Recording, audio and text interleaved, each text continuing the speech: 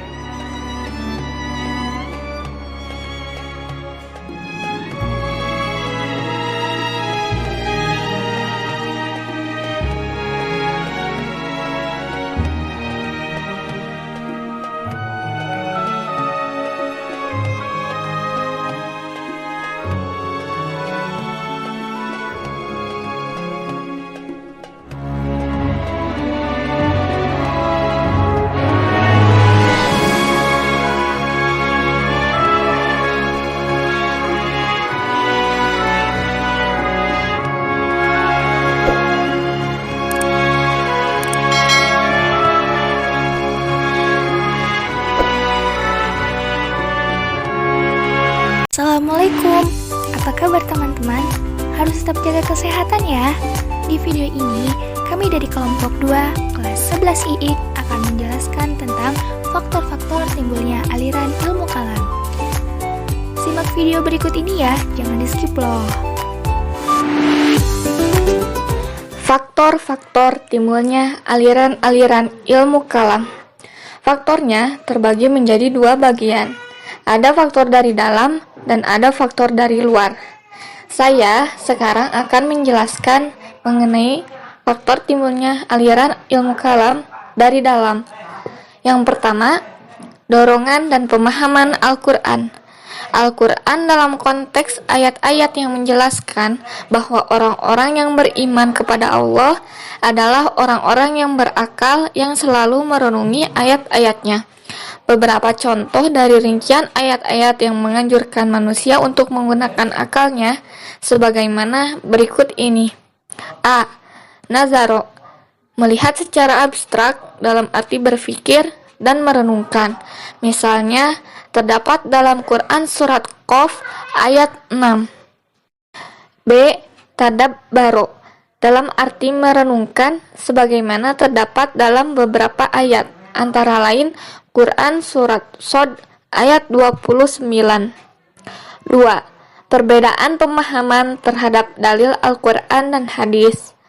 Perbedaan ini terdapat dalam hal pemahaman ayat Al-Quran, sehingga berbeda dalam menafsirkan pula.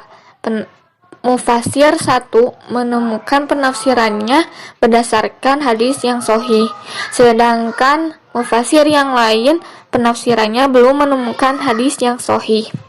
Bahkan ada yang mengeluarkan pendapatnya sendiri atau hanya mengandalkan rasional belaka tanpa merujuk kepada hadis. 3. Persoalan politik. Faktor politik dapat memunculkan mazhab-mazhab pemikiran di lingkungan umat Islam, khususnya pada awal perkembangannya. Maka persoalan imamah atau khilafah menjadi persoalan tersendiri dan khas yang menyebabkan perbedaan pendapat, bahkan perpecahan di lingkungan umat Islam. Permasalahan ini dimulai ketika Rasulullah meninggal dunia serta peristiwa terbunuhnya Utsman, di mana antara golongan yang satu dengan yang lain saling mengkafirkan dan menganggap golongannya yang paling benar. Yang terakhir, peristiwa Majelis Tahkim. Setelah peristiwa Majelis Tahkim muncul aliran-aliran pemikiran dalam Islam, yakni Khawarij, Syiah, dan Murji'ah yang memiliki doktrin-doktrin yang berbeda-beda. B. Faktor dari luar. Yang pertama, pengaruh pemikiran agama selain Islam. Banyak di antara pemeluk-pemeluk Islam yang mula-mula beragama Yahudi, Kristen, dan lain-lain, setelah pikiran mereka tenang dan sudah memegang teguh Islam, mereka mulai mengingat-ingat agama mereka yang dulu dan dimasukkannya dalam ajaran-ajaran Islam. Yang kedua, penggunaan filsafat dalam membela akidah Islam. Golongan Islam, terutama golongan Mu'tazilah, memutuskan perhatiannya untuk penyiaran agama Islam dan membantah alasan-alasan mereka yang memusuhi Islam.